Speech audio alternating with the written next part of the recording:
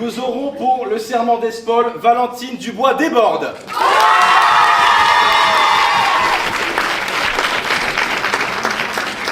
Pour Lysias Lille, Chiara Moreau.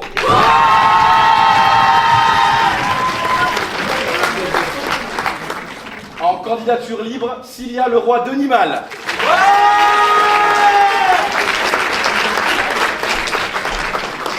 Pour le bec et la plume, Diego Torres Yobé.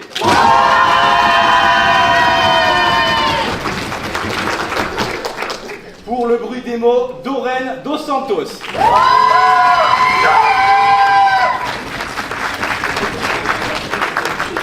Pour Centrale Lille, Evan Antoine.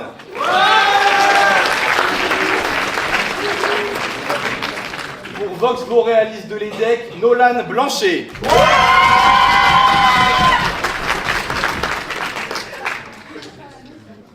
Pour le serment d'Espol également, Sophia Habib. Pour l'oratorium FLD, Louise Delbrouck.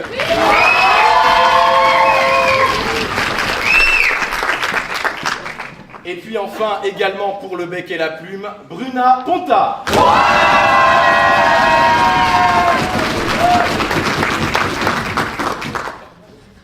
Alors, ces 10 personnes, ça va être très compliqué de les départager ce soir, mais il y aura bien une personne qui gagnera ce prix Mauroy 2025. Pour les départager, nous avons fait appel à un jury dont l'oralité est au cœur de la fonction, de la profession, d'une expérience passée. Le président du jury est vice-président de la Fédération francophone de débat, formateur en art oratoire, ancien président de Révolte-toi Nanterre et champion de France de débat avec cette même équipe. Mesdames et messieurs, Théophile Dardenne.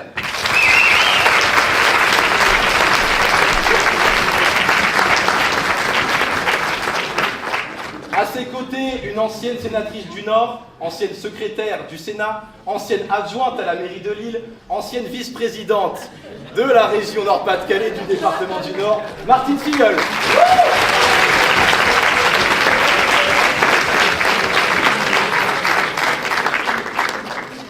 À ses côtés, un jury de dernière minute, mais vous la connaissez très bien, elle est avocate au barreau de Lille, c'est Madame ou Maître Isabelle Enoch.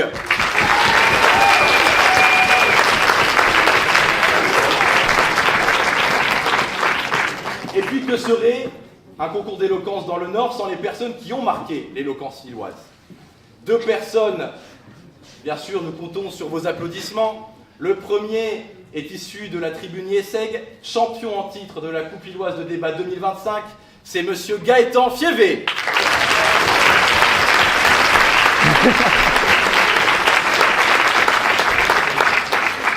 Mesdames et messieurs, je vais vous demander une salve d'applaudissements particulière pour la dernière membre du jury, qui nous fait l'honneur de faire une pause dans son Erasmus en Turquie pour venir juger ce soir, ancienne présidente de Révolte-toi Lille et vice-championne de la Coupe lilloise de débat 2025, c'est Madame Léonie Pesant.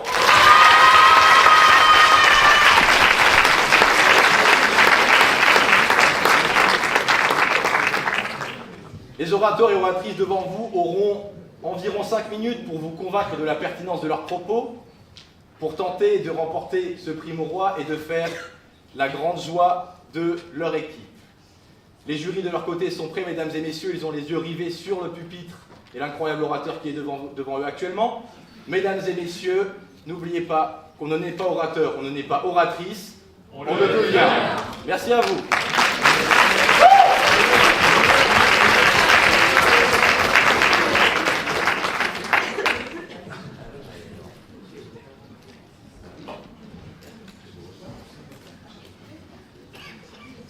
Sur le premier sujet, l'humour et l'arme blanche des hommes désarmés de Romain Gary, à la positive, j'appelle pour l'oratorium Madame Louise Delbrouck.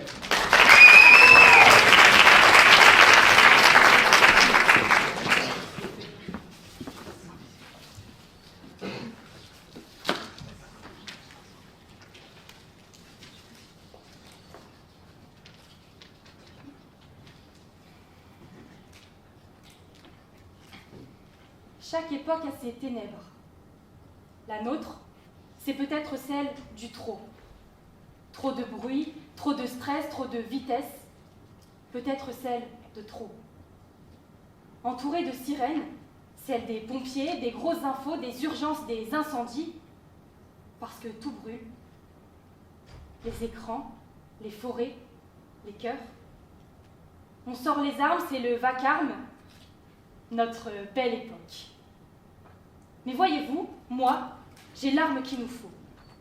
Ce n'est pas une épée, pas même un pistolet, mais celle-ci va nous sauver. L'humour. Utilisé par ceux qui n'ont plus que les mots, utilisé pour effacer les mots de tête, les mots de cœur, les mots de la vie, celle qui fait peur, de quoi sortir de la douleur.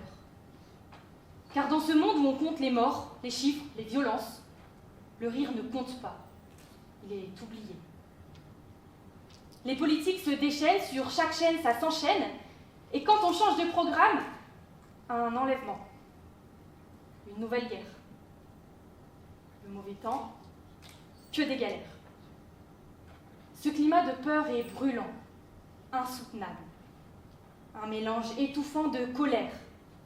On transpire, on est mal à l'aise, on enlève une couche, mais chaque fois, une nouvelle arrive.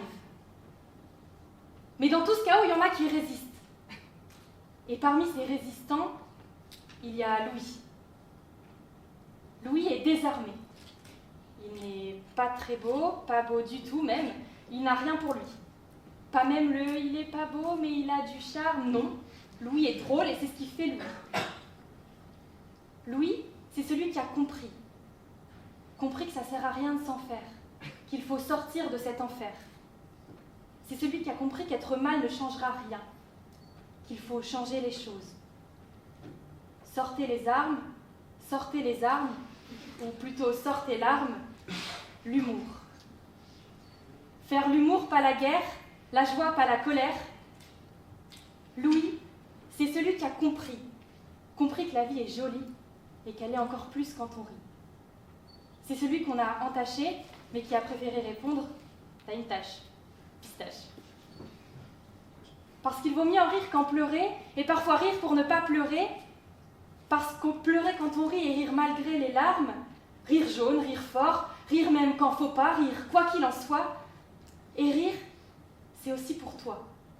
Oui, toi, qui comme Louis, c'est que le rire est la plus grande des forces armées, que c'est une manière de se relever, c'est une arme blanche. Blanche, loin de la noirceur, loin de la douleur, blanche pour refléter toutes les couleurs. Car la vie est compliquée, mais nous pouvons la changer. Comprenez que la vie est une grosse pluie, une vraie pluie, et qui parfois se transforme en tempête, une vraie tempête.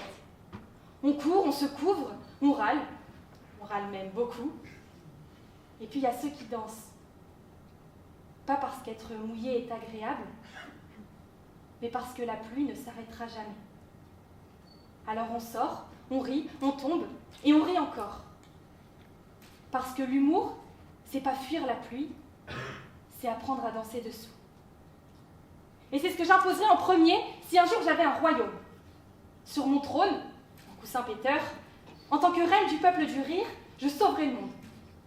Nous nous battrons de toutes nos forces contre un ennemi, le sérieux. On rira même le lundi, même dans les repas avec la belle famille, dans les files d'attente, dans les réunions, nos armes seront redoutables. Un sourire par-ci, une vanne par-là et hop, la tristesse s'enfuira plus vite qu'un gouvernement en France. Heureux sera celui qui rira désormais d'être grillé au feu rouge en train de se curer le nez, d'avoir un trou dans sa chaussette ou d'avoir la braguette ouverte. Alors, cher peuple, oui, la vie fait mal. Mais tant qu'elle fait rire, elle fait encore quelque chose. Parce que quand on n'a plus rien à perdre, on gagne le droit d'en rire.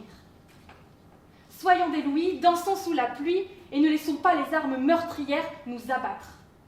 Les puissants ont leurs armées, leurs discours, leurs menaces. Nous, on a nos rires, nos farces, nos grimaces. Alors riez encore et encore et que jamais, au grand jamais, vous ne vous tiriez une balle dans le pied. Tirer la langue, c'est bien plus drôle.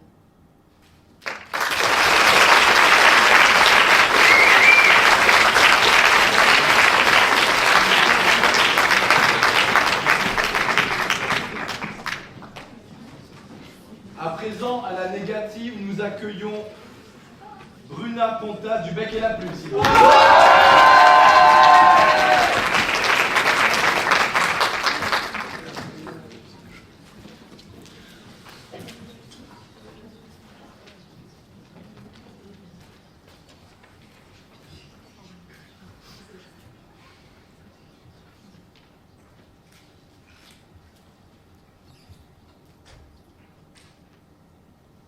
Vous sentez-vous menacé?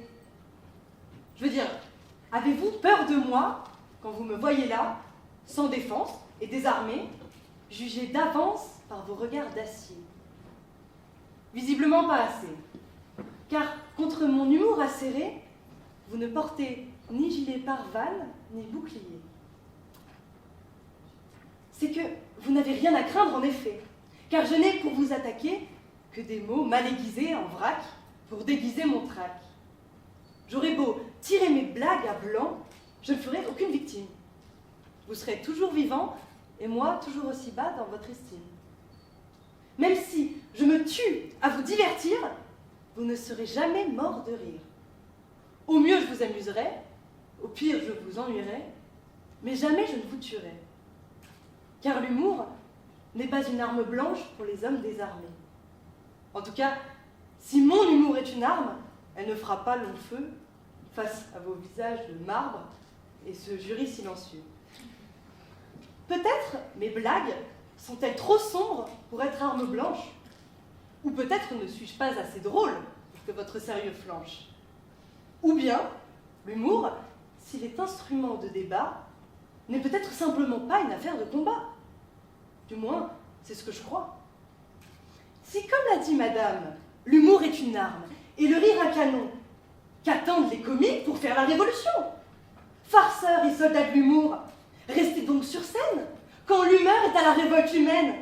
Aux armes les pitres, et vous autres, prenez peur, craignez les bouffons et les blagueurs. S'il est armé, qu'est-ce que nous attendons pour mettre Louis de Funès en prison? Pour nommer Kev Adams, général de Bastion, et remplacer Badinter par Coluche au Panthéon? Donnons à la fort estimée Florence Foresti le prix Nobel de la paix, et à Jérôme Commandeur la Légion d'honneur. N'ayons peur de rien, puisqu'ils sont notre destin, puisqu'ils savent si bien nous divertir. Laissons-les faire un coup d'état pour rire. Confiez nos vies à des politiciens qui mentent, ou confier nos rires à ceux qui plaisantent. Écoutez des gens moroses, ou voir la vie en rose, la question se pose. Mais soyons un peu sérieux. La politique française, mesdames et messieurs, n'est-elle pas suffisamment un sketch dérisoire pour que l'on y rajoute des clowns au pouvoir? Bien plus que l'arme blanche des désarmés, l'humour est à l'inverse, la lame tranchante des puissants de l'Élysée. Voyez, comme nos dirigeants mettent intelligemment comique et politique, pour rendre la vie à Matignon plus ludique. Prenez vos billets sans tarder, cher public, pour le nouveau numéro de Macron, devenu grand maître du comique de répétition. Et oui, madame, aussi incroyable que cela puisse paraître, ce Premier ministre, qu'il vient de faire apparaître de son chapeau, est exactement le même que celui qu'il a fait disparaître quelques minutes plus tôt. Alors, qui sont ici les hommes désarmés, si ce n'est nous autres, peuple français, dont on ne cesse de se moquer? Riez, mes amis, mais n'oubliez jamais que sous chaque trait d'esprit se cache un tyran qui sourit. Ne vous y méprenez pas, et apprenez que l'humour, s'il amuse toujours, ne protège pas les hommes désarmés. En temps de guerre, il faut choisir entre humoriste et militaire. Le poste doit être choisi, demandez-le à Zelensky. Car les blagues, même les meilleures, ne réparent ni une maison, ni un cœur. Dans un combat mortel, il n'est guère d'amusants discours, car les criminels ont peu d'humour. Le rire n'est ni force agressive, ni puissance fatale, tout au plus une arme de distraction massive face à une pluie de balles. Enfant, nous faisons semblant de mourir pour s'amuser. Mais sur un vrai champ de bataille, mieux vaut courir que plaisanter. Car une blague ne sauve pas celui qui n'a plus la force de rire. Elle sort d'un ventre plein jamais d'une bouche à nourrir. Mais si l'humour n'est ni l'arme blanche, ni l'arme à feu, il est peut-être le bouclier pour se défendre des deux. Il n'est pas le coup qui provoque les pleurs, mais plutôt le pansement sur la plaie d'un cœur. L'humour n'a rien d'une lame usée, dont l'usage serait fatal. Il est sauveur de dignité quand on a perdu la bataille. On rit jaune quand on boit du noir et qu'il nous reste un peu d'espoir. On rit pour refuser de céder quand tout nous pousse à pleurer. Car si les armes font taire, l'humour, lui, fait parler. On rit pour oublier que l'on souffre. On rit si fort que l'on s'étouffe. On rit pour combler les blancs, on rit de gêne, on rit bêtement. On rit d'amour, on rit pour faire rire. On rit pour toujours, mais jamais pour anéantir. Car l'humour ne détruit pas. Il répare un peu. Il ne permet pas de vaincre, juste de vivre mieux. L'humour guérit, il reconstruit, il soutient, mais il ne tue pas. Car regardez, mon discours touche à sa fin, et pourtant vous êtes toujours là.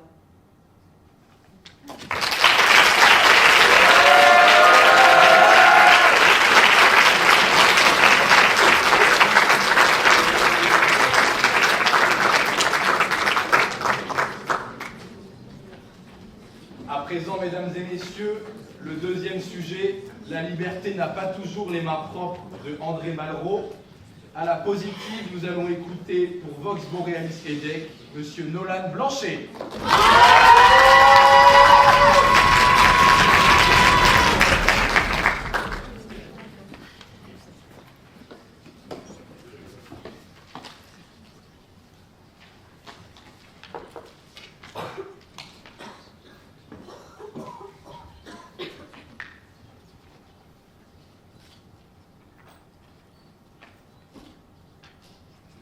Coupable. Coupable. Oui, la liberté a été accusée de bien des crimes. À travers les époques et les continents, son nom a servi à justifier des actes qui en eux-mêmes étaient injustifiables. Mais ce serait trop une malhonnêteté intellectuelle que de s'appuyer sur ces faits pour remettre en cause la liberté elle-même. Car oui, la liberté n'a pas toujours les mains propres.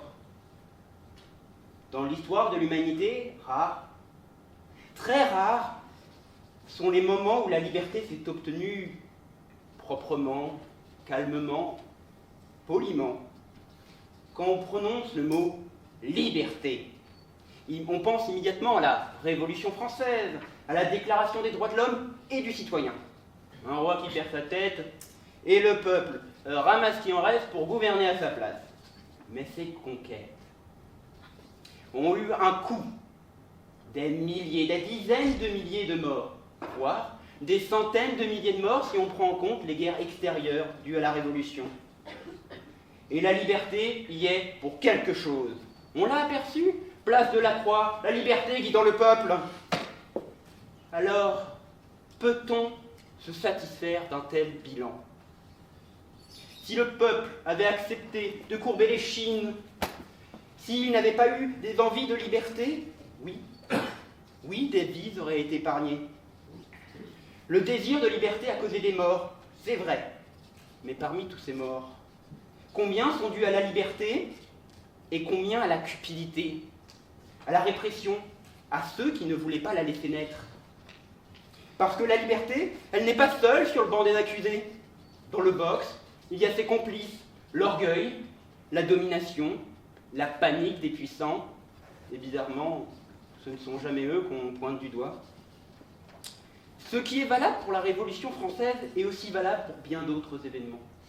Que ce soit la guerre de sécession et ses 750 000 hommes morts, ou la décolonisation qui, si l'on fait la somme, représente plus de 6 millions de morts. La liberté est à l'origine d'affrontements tous plus sanglants les uns que les autres, mais tous plus essentiels.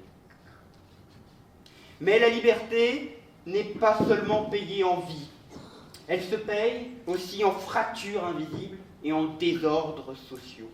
Chaque avancée, chaque conquête impose des ruptures, bouscule des hiérarchies et renverse des traditions. La liberté salit l'ordre établi, détruit parfois des mondes anciens pour en créer de nouveaux. Ce n'est pas un sang versé qu'elle exige à chaque fois, mais une forme de chaos nécessaire à son émergence. Et il y a aussi le prix de la responsabilité. Être libre, c'est choisir et assumer. La liberté n'offre pas d'excuses. Elle retire le confort du silence et oblige à penser, choisir et se tromper. Cette charge pèse sur chacun d'entre nous. Et c'est en cela qu'elle se salit. Elle laisse des traces, parfois douloureuses, mais toujours indispensables. La liberté n'est jamais immaculée. Elle se construit dans la complexité, dans l'engagement, parfois dans l'erreur. Mais tant qu'à faire des tâches, autant que ce soit en avançant. Tant de libertés ont été conquises au prix le plus fort, celui de vies sacrifiées, de destins brisés, de sang versé. Ce prix a déjà été payé une fois, et c'est précisément pour cela qu'il est de notre devoir de nous battre, pour que nous n'ayons pas à le payer une seconde fois.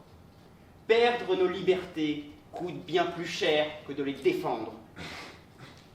C'est un prix que l'humanité ne peut plus se permettre de payer, pas après s'en être acquittée une fois. Alors, non, nous ne pouvons pas rester immobiles, les bras croisés, quand la liberté est menacée, notre liberté. Résister est un impératif moral. La liberté n'a peut-être pas toujours les mains propres, mais c'est justement parce qu'elle se salit qu'elle évite d'être enchaînée, les mains sales. Oui, mais pour ne pas avoir les mains liées.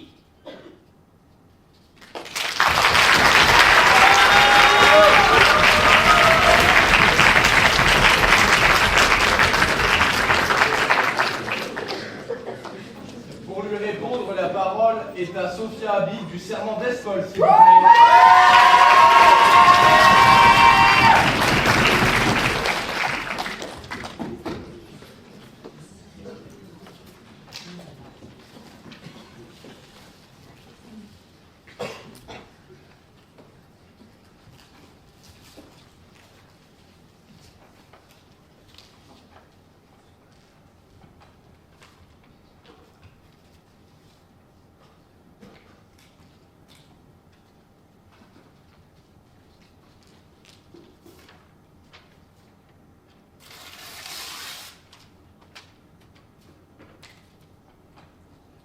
Ma liberté, c'est de faire ça.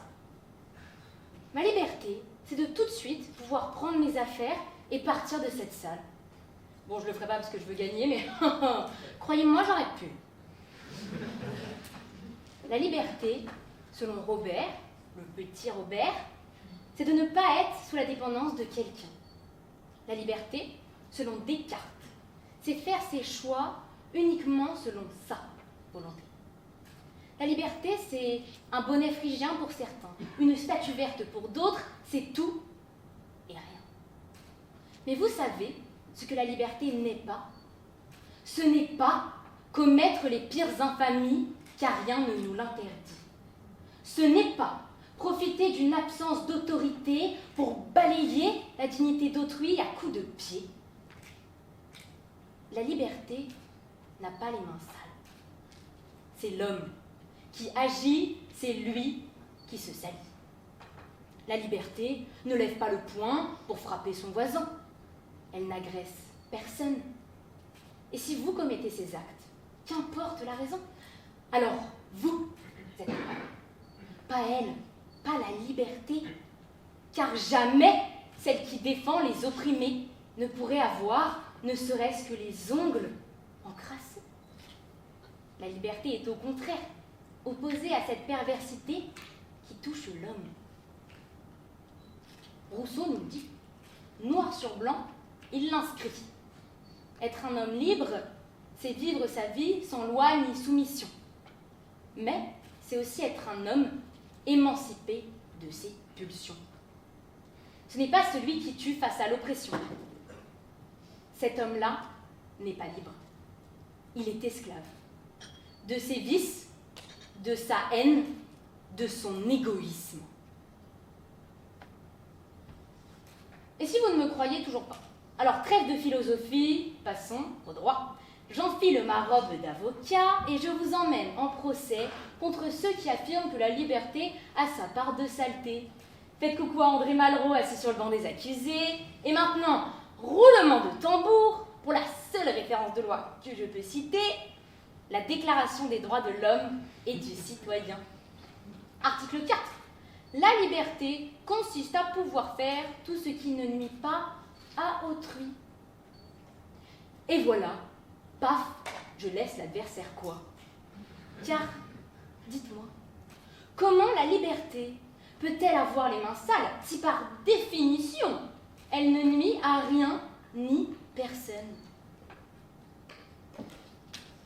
Et si l'opposition osait affirmer que la liberté n'est pas donnée et parfois le seul moyen d'y arriver, c'est dans l'agressivité?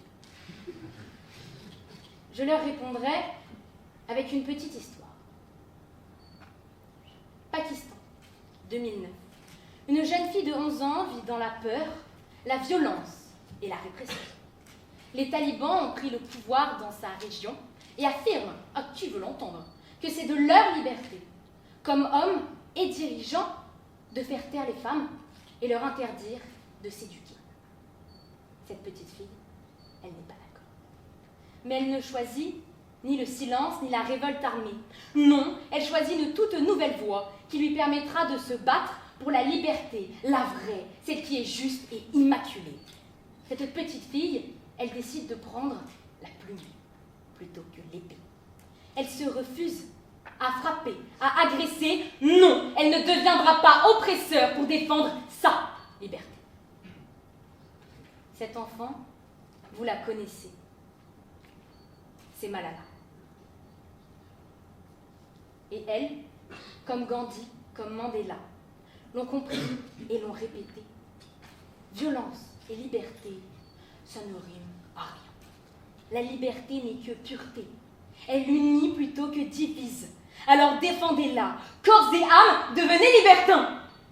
Oh non, pas le bon mot. Mais vous avez saisi l'idée, hein. Honorons la liberté pour ce qu'elle nous apporte. Et protégeons-la de toute réputation de malpropre. Car la liberté, elle n'a jamais les mains sales. Elle a les mains ouvertes, prête à relever ce qu'on a voulu faire taire. Elle a les paumes abîmées d'avoir trop tendu la main, pas d'avoir frappé. Alors, mon cher public, mon cher jury, ne soyez pas de ceux qui voudront la traîner dans la boue. Car jamais personne ne réussira à la faire tomber, et le seul crasseux, ce sera vous.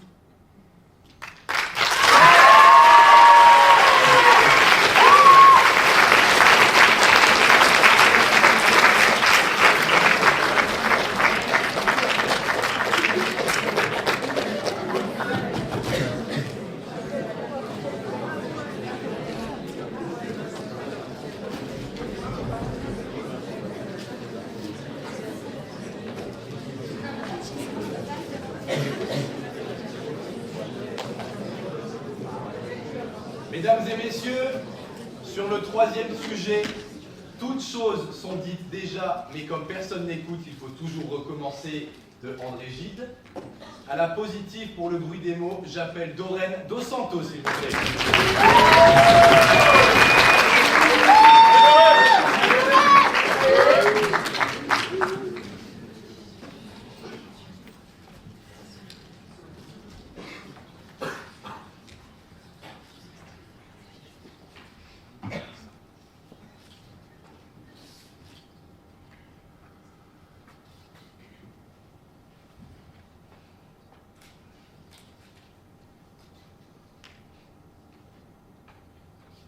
Mesdames et messieurs, enfin nous avons réussi à rédiger un condensé de la morale humaine, la Déclaration universelle des droits de l'homme. Après tout, qui contesterait la possibilité à chacun d'exister? 5 pays. Ah, Qu'importe. Heureusement, l'Europe a compris. Sa devise, unie dans la diversité, et son hymne, celle de la joie. Oublions les thérapies de conversion légale et les propos problématiques de certains chefs d'État. Il est évident que le pays des droits de l'homme fait exception à la règle. Liberté, égalité, fraternité. Non? Vous vous moquez de moi. Toutes choses sont dites déjà, mais comme personne n'écoute, il faut toujours recommencer. Mesdames et messieurs, je vais donc avoir l'immense privilège de vous rappeler les fondements de la bienséance. Ne faites pas à autrui ce que vous ne voudriez pas que l'on vous fasse. Ou bien cette phrase n'a pas été dûment comprise, ou bien le monde est tout bonnement masochiste. Je suis dans le flou, par pitié, qu'on m'éclaire.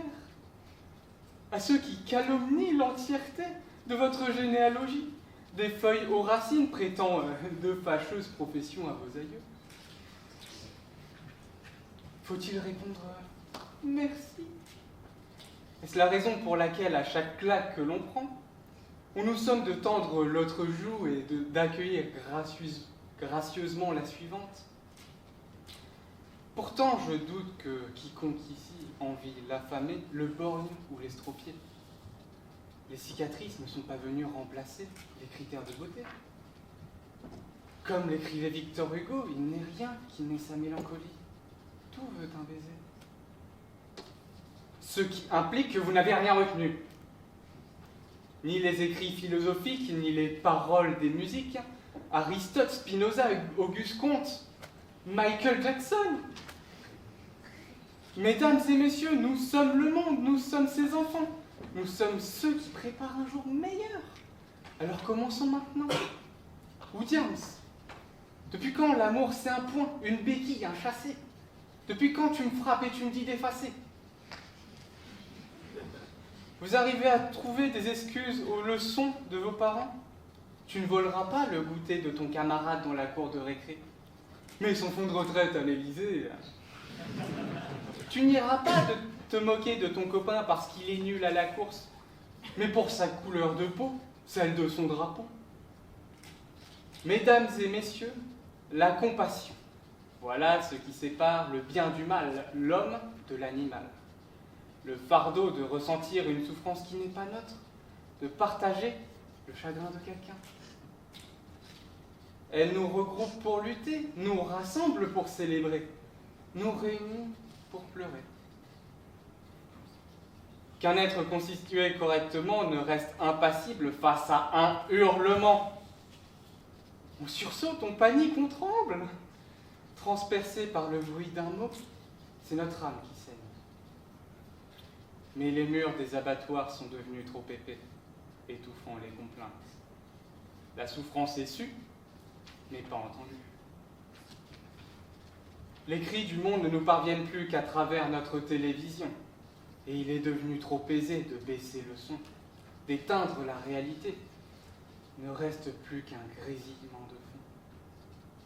Mesdames et messieurs, je sais, je me répète, mais promis, c'est le dernier, dans l'espoir d'enfin vous interpeller. Toutes choses sont dites déjà, mais bientôt toutes choses seront de nouveau oubliées. C'est tellement plus facile que de tout changer. À la fin de mon discours, les applaudissements hypocrites résonneront. Le poids de mes mots, s'ils en ont, ne pèseront ni dans la balance, ni sur votre conscience. Et pour ceux dont la voix s'est éteinte à force d'appeler à l'aide, ceux qui se sont murés dans le silence, et aussi vaine la tâche soit-elle, au moins pour la postérité, je répéterai sans relâche cette phrase, ô combien sous-estimée.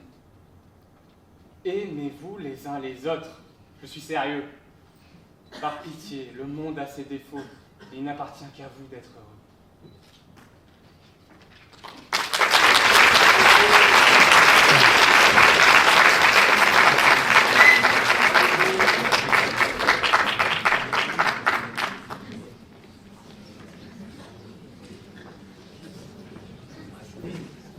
Pour lui répondre à la négative, la parole est à Evan Antoine de Centralie, s'il vous plaît.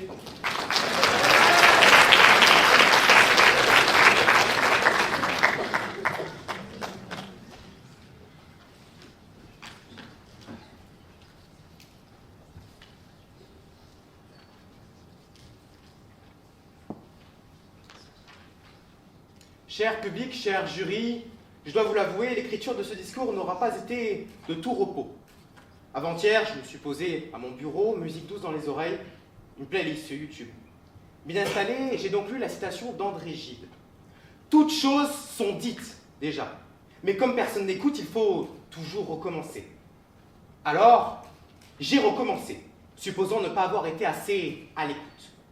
J'ai relu, puis j'ai relu, puis j'ai encore relu, et après avoir recommencé 5 ou 6 fois, j'ai compris une chose. André Gide avait raison la première fois, mais tort à force de recommencer. Une voix stridente me tira de mes pensées. Une pub. Évidemment, que je suis, je ne paye pas.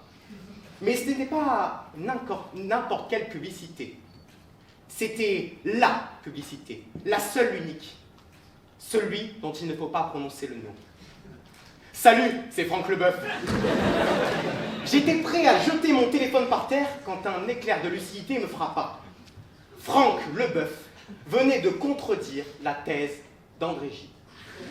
Je sais, ça peut paraître un peu fou, mais laissez-moi vous expliquer. Soyons aussi méthodiques que Gide, et supposons, comme ce dernier, que tout a déjà été dit, que tous les thèmes de société, philosophie, mathématiques ou physique, et j'en passe, ont déjà été abordés.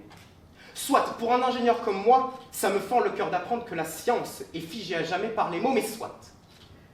Faisons preuve de bonne foi. Gide constate que personne n'écoute et qu'il faut donc recommencer. Personne n'écoute. Vraiment? J'en suis fort blessé. Pourtant, vous m'avez l'air à l'écoute face à moi. D'accord, j'en vois quelques-uns, au fond, déjà assoupis devant le mariole à cravate qui leur sert de spectacle, mais la majorité semble encore m'écouter. Par-dessus tout, le monde n'a jamais autant écouté qu'aujourd'hui. Sortez dans la rue et constatez que chaque personne aura vissé à ses oreilles des écouteurs. Qu'écoutent-ils? De la musique? Des podcasts? Leur mère au téléphone qui leur demande quand est-ce qu'ils viendront la voir? Ou bien la nouvelle composition du gouvernement Le Cornu 8? L'humanité n'a jamais été autant soumise à des informations en continu. Alors, monsieur Gide, personne n'écoute? Bien au contraire, mais notre cerveau arrive simplement à saturation. Nous écoutons, nous conservons ce qui nous intéresse, nous mettons de côté, dans un coin de notre mémoire, le reste. Donald Trump vient de s'attribuer le prix Nobel de la paix. Inintéressant, du déjà vu, on s'y attendait.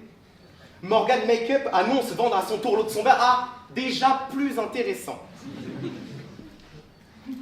Mais est-ce pour cela que nous recommençons ainsi?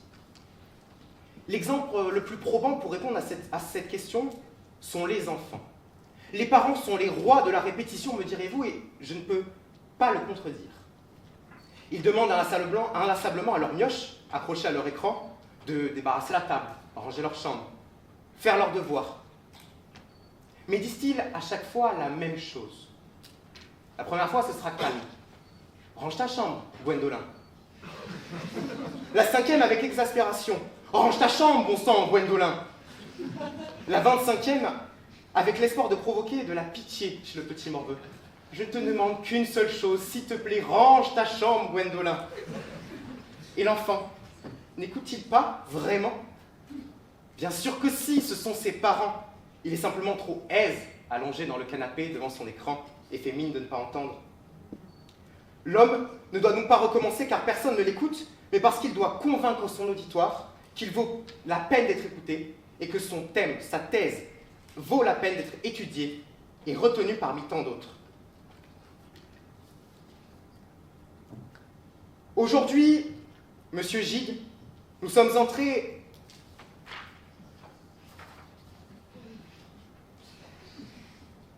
Vous demandez sûrement, après ce petit couac, où est-ce qu'il est passé notre cher Franck Leboeuf? Rassurez-vous, il n'a pas disparu. C'est tout l'inverse, il s'est fait très discret dans mes feuilles. Il n'a pas beaucoup parlé car il ne souhaitait pas que vous le remarquiez. Repensez à cette fameuse publicité. Est-ce que vous l'écoutiez vraiment jusqu'à la fin? Non, c'est inutile, vous la passez. Eh bien, heureusement pour Franck, car c'est bien cela, son fonds de commerce. Il recommence sans cesse en croisant les doigts que vous ne l'écoutiez pas, car il profite de votre cerveau saturé pour s'y imprimer. Il est probable que vous n'ayez jamais écouté ces publicités en entier, pourtant, vous connaissiez chaque mot. Aujourd'hui, monsieur Gide, nous sommes entrés dans l'ère du monde où l'on recommence simplement pour saturer les esprits et transgresser toutes les limites psychiques. J'aurais pu en faire partie ce soir, de ce monde qui fait du recommencement un métier. Mais j'ai préféré tout recommencer, parce que ce soir, encore, tout le monde m'a écouté, et j'avais de nouvelles choses à partager.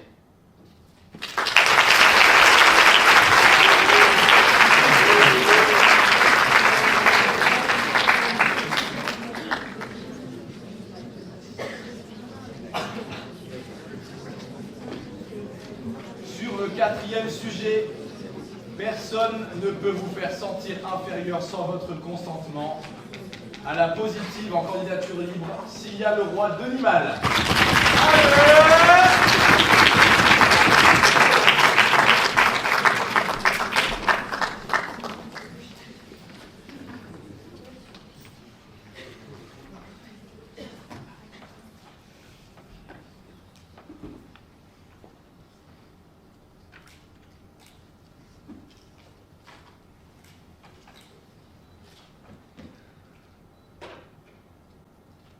On a voulu faire taire Rosa Parks en la condamnant pour un siège. On a voulu humilier Mandela en l'enfermant dans une cage. On a voulu effacer Simone Veil en lui tatouant la peur sur le bras. Mesdames et messieurs, chers jurys, chers amis, tous ont connu l'injustice, la honte, le fardeau, mais aucun n'a plié le dos. Aucun n'a consenti à se sentir inférieur. Parce qu'il savait, la dignité ne se donne pas, elle se garde. Elle se garde, même quand les mots blessent plus fort que les armes, même quand le monde leur dit « tais-toi ». Et moi je dis non. Non, parce que personne ne peut vous faire sentir petit quand vous avez appris à vous tenir grand. Comme le disait Eleanor Roosevelt, personne ne peut vous faire sentir inférieur sans votre consentement. Et si cette phrase sonnait comme un appel à la révolte intérieure, pas celle qui crie en dehors, mais celle qui chuchote en dedans. Je vaux quelque chose. Depuis l'enfance, on like, on note, on classe, et chaque regard devient un vote. On apprend à se taire pour plaire, à sourire pour survivre, à briller pour exister. Et moi aussi, on m'a fait taire. Pas dans les journaux, ni sur les bancs d'un tribunal, mais dans une cour de collège. Des mots qui claquent et des rires qui brûlent. J'ai cru, un temps, que j'étais transparente. Que ma voix ne valait pas la peine d'être entendue. Jusqu'au jour où j'ai compris que leur regard ne valait pas plus que mes valeurs. Parce que les mots peuvent blesser, oui, mais c'est cette foi en ces mots qui finit par nous briser. On m'a souvent dit, faut pas trop en faire. Alors ok, j'ai essayé de pas trop en faire. Résultat, on m'a dit que j'avais pas de personnalité. Bref, j'ai compris qu'il fallait un bac plus 5 pour plaire aux autres. Et comme moi j'aime pas trop l'école, j'ai abandonné. Il y a des gens qui passeront leur vie à essayer de vous rapetisser, à mesurer votre valeur avec leur maître tordu, à vous faire croire que vous êtes trop ou pas assez. Alors refusons. Refusons de donner notre accord à la douleur. C'est Rosa Parks qui reste assise, Mandela qui sort debout, Simone Veil qui avance. C'est vous, c'est moi, chaque fois qu'on décide d'être plus fort que le regard qui nous plie.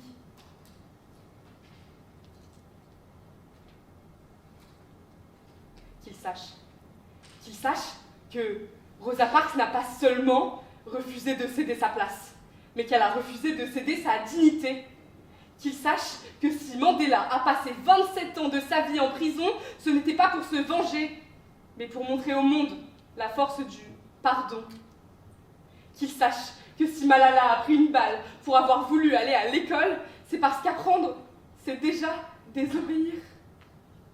Qu'il sache que ce monde qu'il croit solide tremble, mais pas de peur. Il tremble de courage.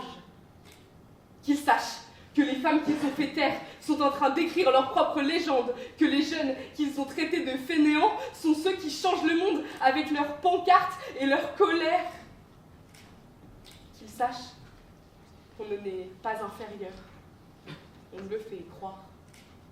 Et qu'aujourd'hui, on ne demande plus la permission d'exister. On existe, fort, fier et libre. Mesdames et messieurs, cher public, le monde essaiera toujours de vous faire taire. Mais souvenez-vous, il ne peut réussir qu'avec votre consentement. Et si un jour quelqu'un vous fait douter, rappelez-vous de ceci. Savoir ce que l'on vaut, c'est déjà vaincre le monde. Et moi, aujourd'hui, j'ai choisi de vaincre.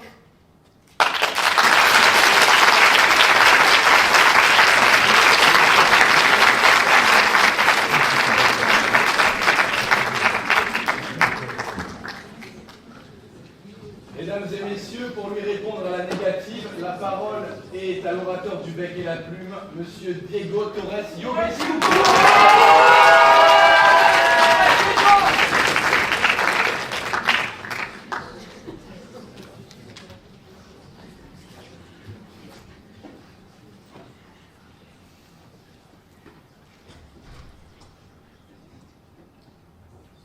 Rien à foutre de ta dépression, rien à foutre de tes excuses, et rien à foutre de ton handicap. C'est à peu près, mesdames et messieurs, pour ceux qui se seraient assoupis, ce que ma contradictrice vient de nous dire en défendant avec le plus grand sérieux cette thèse aussi séduisante qu'absurde. Personne ne peut vous faire sentir inférieur sans votre consentement. Waouh! Cette citation est tellement incroyable qu'elle est à peine croyable. Eleanor Roosevelt, une américaine, blanche, richissime bourgeoise, vient nous expliquer qu'au fond, si on se sent inférieur, c'est de notre faute, enfin. Et moi, évidemment, je n'ai rien compris. Me voilà bien sot à oser penser que l'infériorité n'est pas une question de volonté. Car voyez-vous, l'infériorité, ce n'est pas social, non. Ce n'est pas structurel, c'est là-dedans. Alors, reprenez votre vie en main. Arrêtez de vous lamenter de vos petits salaires. Vous, les sans-carrière, les auxiliaires de la galère, redressez la tête. Inspirez l'air du milliardaire. Expirez celui de la misère. Après tout, la pauvreté n'est que passagère. Et peut-être qu'un jour, vous aussi serez actionnaire. Car voilà, après avoir créé une société fondée sur l'inégalité, sur cette éternelle dichotomie entre dominant et dominé, on ose nous faire la leçon. On ose nous expliquer que si vous êtes pauvre, humilié, méprisé, ce n'est pas la société, non, c'est vous. Vous y avez consenti. Vous avez choisi la misère. Vous avez accepté votre humiliation. Comme si la souffrance était un choix et l'injustice un contrat. Ce discours-là, mesdames et messieurs, n'a rien d'une philosophie de la liberté. C'est une idéologie de la culpabilité. Et si je me trompe, alors éclairez-moi. Expliquez-moi comment consentons à l'oppression. Comment consentons à naître dans un quartier où l'école est déjà un champ de bataille. Comment consentons quand chaque note devient un combat, quand chaque rêve se heurte à un plafond bas. Comment consentons à la précarité quand les salaires ne montent jamais, que les loyers, eux, grimpent jusqu'à des sommets. Comment consentons de grandir dans un monde où votre carte d'identité devient votre première condamnation, où l'exclusion est synonyme de répétition, la méfiance de tradition, la honte de transmission. Et pendant ce temps-là, on nous parle d'émancipation. de motivation, de méritocratie. Ah, quelle belle invention. Et quand le départ n'est pas la même station, quand certains naissent sur la ligne de départ et d'autres au fond de la nation, alors parler de consentement, c'est travestir l'humiliation. Vous l'aurez compris, je n'accepte en rien cette thèse, déjà car elle n'est appuyée par aucune expérience réelle de l'infériorité. Ensuite, parce que réduire l'infériorité à une simple construction mentale à quelque chose de profondément barbare. Moi, l'infériorité, je la vois, je la touche. Elle se mesure, elle se calcule. Déjà le fait que vous, jury, n'êtes pas né en 2007, fait de moi un inférieur. En âge, certes, mais inférieur. Et j'aurais beau penser être plus sage que vous, j'aurais beau ne pas consentir à cette réalité temporelle, on ne vous enlèvera pas les années qui nous séparent. Cette infériorité, elle est objectivable, observable, arithmétique. C'est le grand frère qui retourne son petit frère à la bagarre parce qu'il lui a volé un malabar. C'est ce camarade qui se sent pousser des ailes parce que sur votre copie il y a écrit 18 et sur la sienne 18,25. Et vous aurez beau penser autrement, vous aurez beau ne pas y consentir. 1 restera inférieur à 2 et nous resterons tous inférieurs par rapport à un autre. Mais, mesdames et messieurs, accepter cette objectivité, ce n'est pas s'y résigner. Ce n'est pas y consentir. Dire nos faiblesses, dire nos inégalités, ce n'est pas dire j'abandonne car c'est comme ça. Non. Au contraire, reconnaître cette réalité, c'est la première étape pour la changer. C'est observer, mesurer, comparer et décider de ne pas rester figé.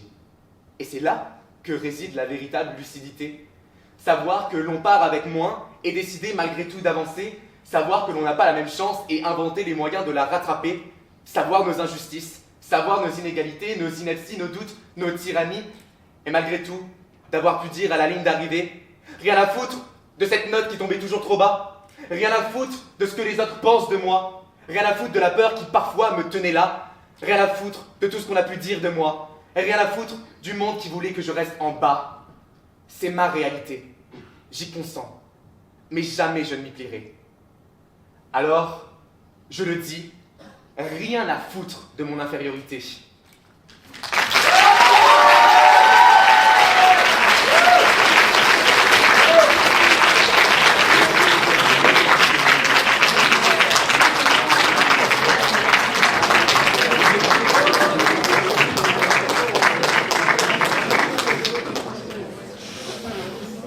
À présent, mesdames et messieurs, l'heure est venue pour le dernier et 5e sujet.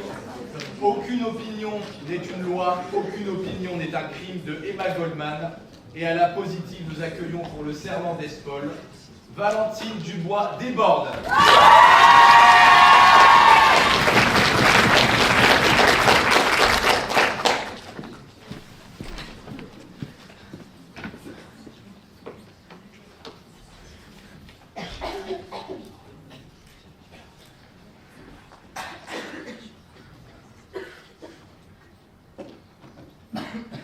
Il y a quelques jours, ma psychologue m'a dit quelque chose d'assez déroutant. Elle m'a regardé droit dans les yeux et a dit « Vous savez, vous n'êtes pas responsable de vos pensées. » Alors j'ai failli lui dire « Ah bon, donc je peux continuer à souhaiter que ma belle-mère brûle en enfer ?» Elle a souri puis a ajouté « Penser n'est pas agir. » Et pour la première fois, j'ai enfin pu tirer quelque chose de cette séance à 120 €. Nous vivons dans un monde qui confond de plus en plus penser et faire. L'opinion devient suspecte. L'idée est jugée avant même d'être comprise.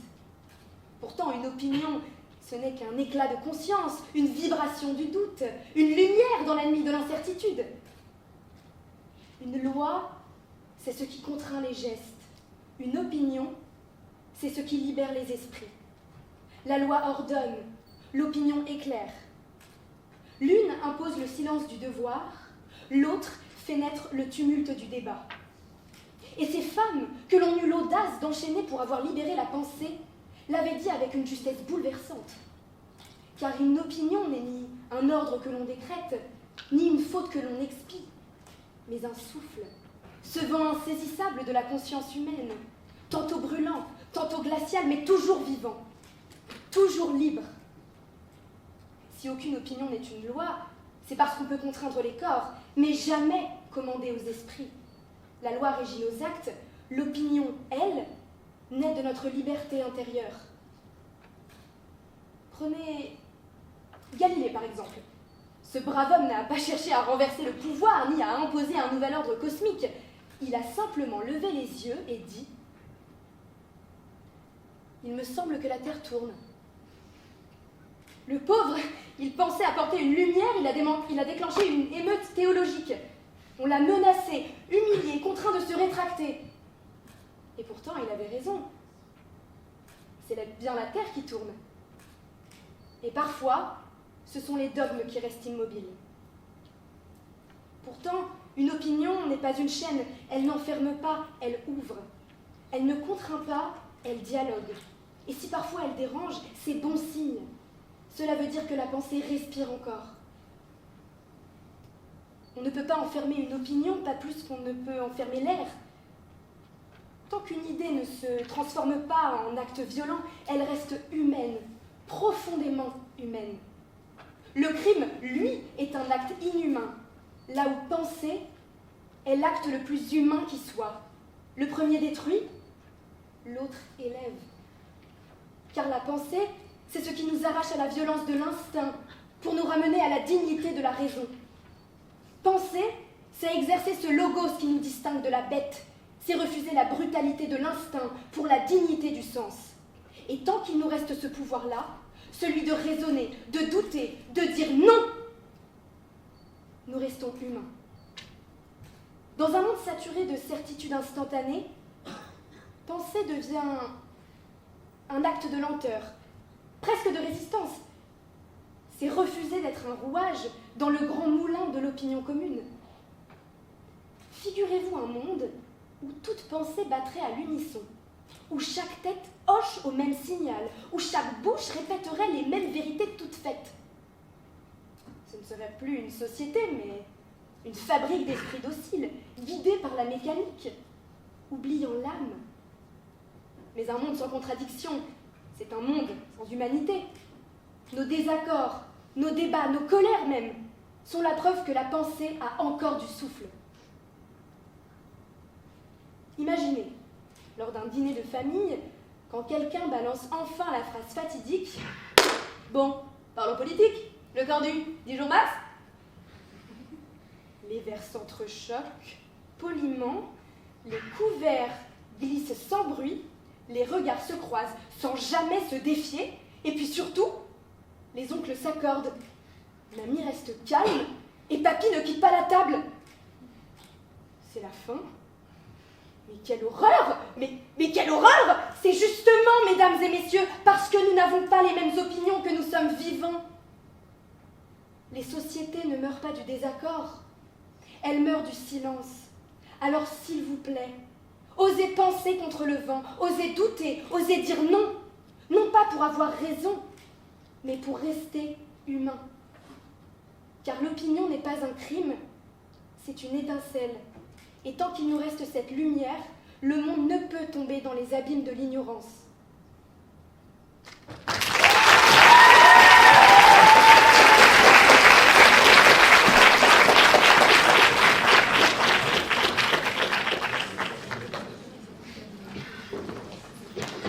Et mesdames et messieurs, la dernière candidate de ce soir pour l'ISIAS Lille, Madame Chiara Moreau à la négative.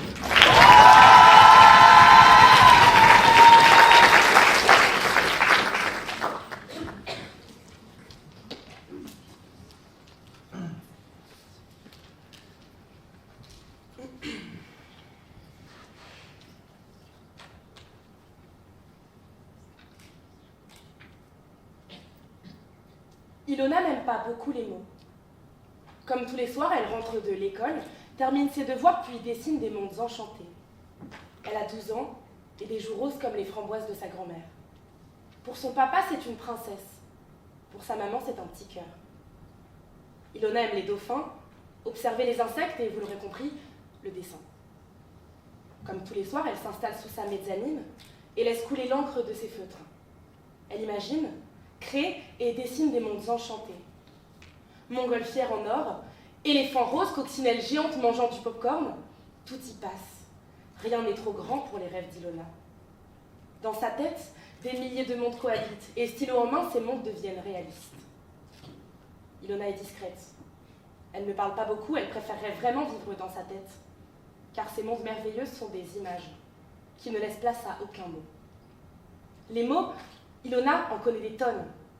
Les mots qu'elle entend à la télé pendant le dîner, les mots de ses professeurs dans son carnet, les mots de ses parents pour l'endormir, les premiers mots de son petit frère, et puis les mots nombreux de ses camarades. Et quand les mots sont trop nombreux, trop présents, trop criants, Ilona ferme les yeux et plonge au plus profond de son esprit. Elle les chasse pour attraper une image qu'elle aime, et elle se perd à imaginer chaque détail de son imagination. Les images prennent toujours plus de place que les mots. Ilona est maintenant rassurée. Elle sait qu'au milieu de ce tourbillon, les images ne l'abandonneront jamais. Comme tous les soirs, elle rentre de l'école. Elle termine ses devoirs, puis monte dans sa chambre. Ilona n'aime pas beaucoup les mots. Mais ce soir-là, c'était différent. Pour une fois, elle les laisse sortir et elle se met à écrire. Sujet, verbe, complément, comme on lui a appris à l'école, les images qu'elle a en tête se racontaient si bien. Elle en vient bientôt même à regretter de ne pas avoir écrit plus tôt. Les mots se liaient entre eux et racontaient une histoire, son histoire. Et à mesure que l'encre coulait, Ilona se libérait. Elle aussi, elle y arrivait, ça y est, elle avait vaincu sa peur. Mais Ilona n'aime pas beaucoup les mots. Voilà pourquoi ce seront ces derniers. Une famille déchirée, des dessins sans âme, un petit frère inconsolable et une lettre d'adieu. Voilà ce qu'elle a laissé derrière elle. Ilona n'aime pas beaucoup les mots, pourtant eux, ils la poursuivaient. Sale garce, tu sers à rien, tu me dégoûtes, casse-toi d'ici! Mais fous-toi en l'air, espèce de salope! Messieurs, mesdames, cher public, cher jury, si les mots sont la plus puissante des armes, alors l'opinion est le feu aux poudres sur le champ de bataille. Et dire qu'aucune opinion n'est un crime ou une loi revient à agiter une tulipe sur le no man's land et demander un cessez-le-feu immédiat. L'intention est bonne, certes, mais elle n'a aucune utilité. Car l'opinion est justement au cœur de la bataille. Qu'elle vienne d'un individu ou d'un groupe tout entier, elle se diffuse, marque et change les réalités. C'est une vague dans l'océan, une vague qui avance, roule, emmène d'autres vagues avec elle, et lorsqu'elle s'écrase, elle est immense. Elle détruit tout sur son passage, anéantit les fondations les plus anciennes, se répand et fait loi.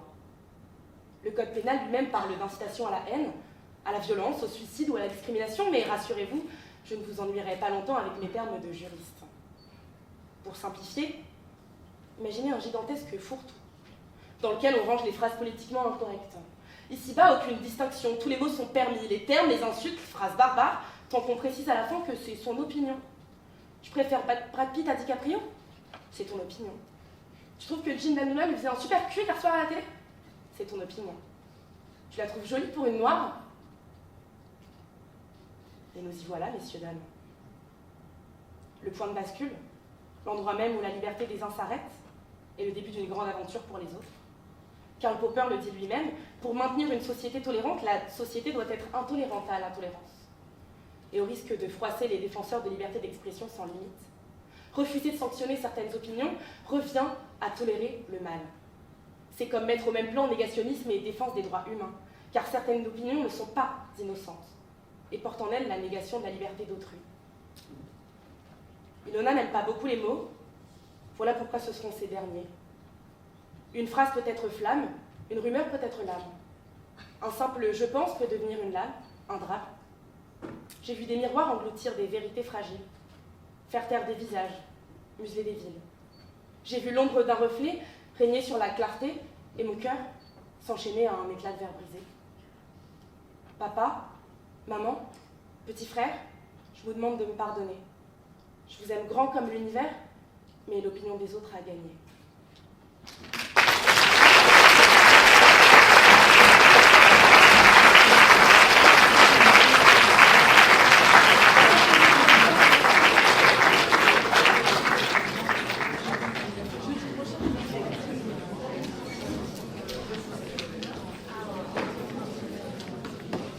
Mesdames et messieurs, félicitations aux 10 orateurs et oratrices.